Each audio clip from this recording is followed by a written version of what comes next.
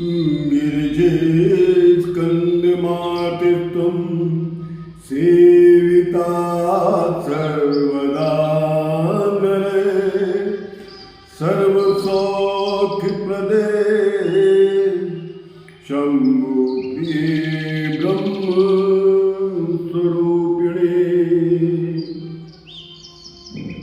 आप सभी लोगों का अयोध्या से श्री योगी प्रमोद जी महाराज स्वागत करते हैं और सादर प्रणाम करते हैं। आज शिव महापुराण जी की कथा के पाठ्यक्रम में हम आज आपको छठा और सातवां दोनों अध्याय सुनाएंगे। यहीं पर शिव महात्मा की कथा आज पूर्ण हो जाएगी और कल से हम लोग दूसरे अध्याय पे हम लोग चलेंगे।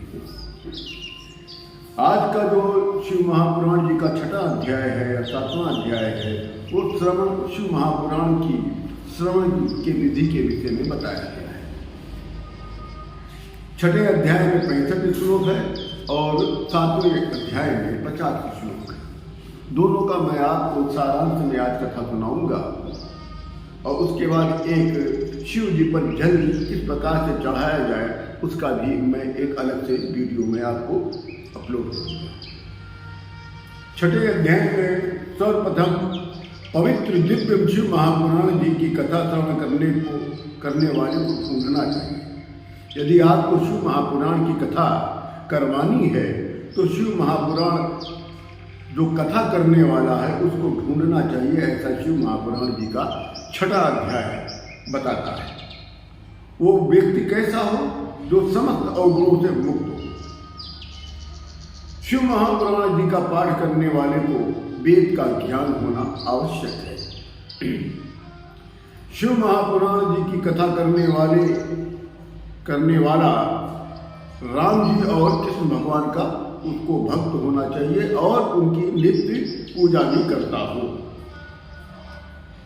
शिव महापुराण की कथा करने वाला कथाकार पंडित सभी देवी देवताओं को मानने वाला होना चाहिए और शिव महापुराण की जो कथा करता है उसको शिव जी का जो पावन प्रिय मास है सावन मास, पूरे मास उसको व्रत रखना वाला हो।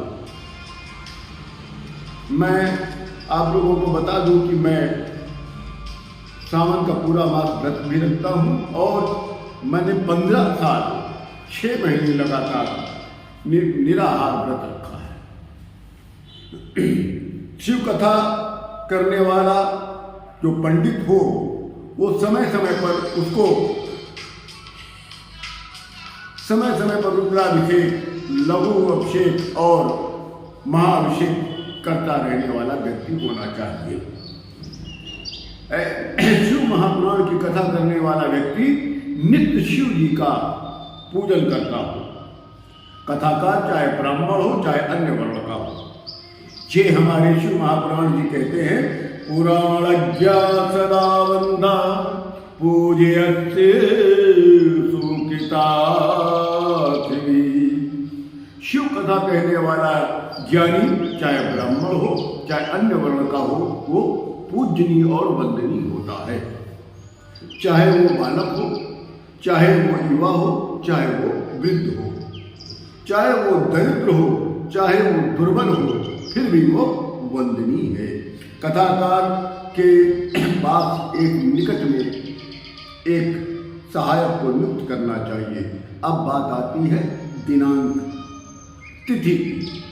अब कथा करने की एक तिथि आप निश्चित कर लें और कथा को निश्चित करने के उपरांत आप सभी को सूचना दें कि हम अमुक दिन इतने दिवसीय शिव कथा का आयोजन करने जा रहे हैं।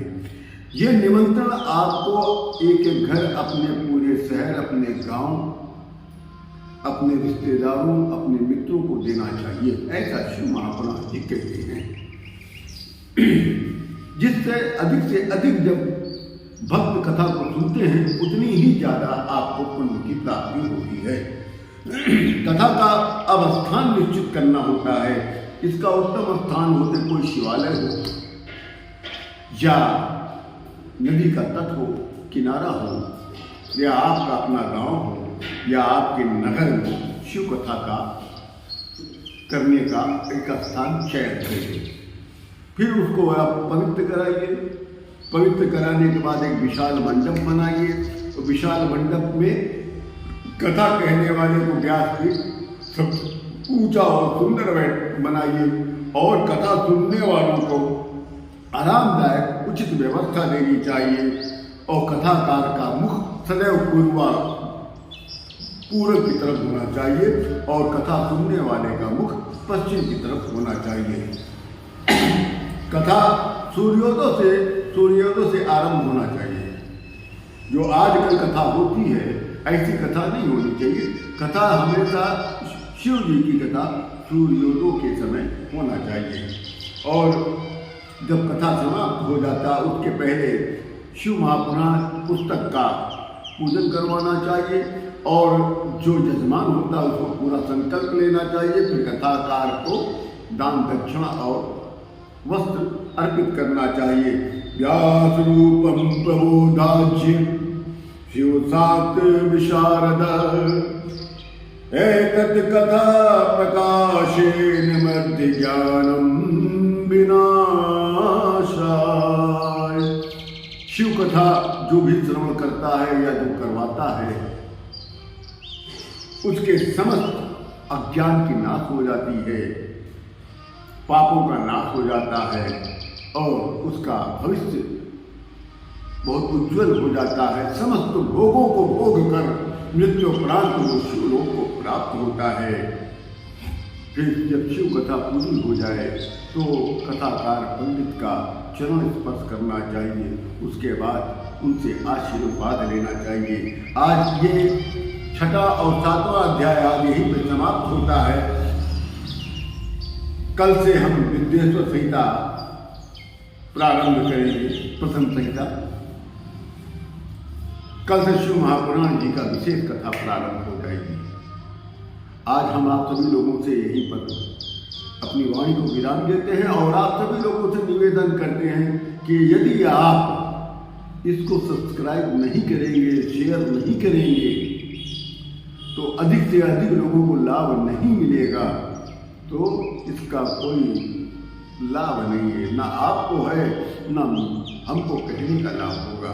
इसलिए आप लोगों से निवेदन यही है कि इस चैनल को ज़्यादा से ज़्यादा सब्सक्राइब करके आप लोग और अपने अगर आपको कोई ज़रूरत हो, कुछ सुनना चाहिए, कुछ पूछना चाहते हो, चाहे ज्योतिष के विषय में, चाहे वास्तुशास्त्र के विषय में, आपको मैं बता दूं कि इस दोनों विषय को, चाहे कर्मकांड के विषय में, आप हमको कमेंट्स में डालिए।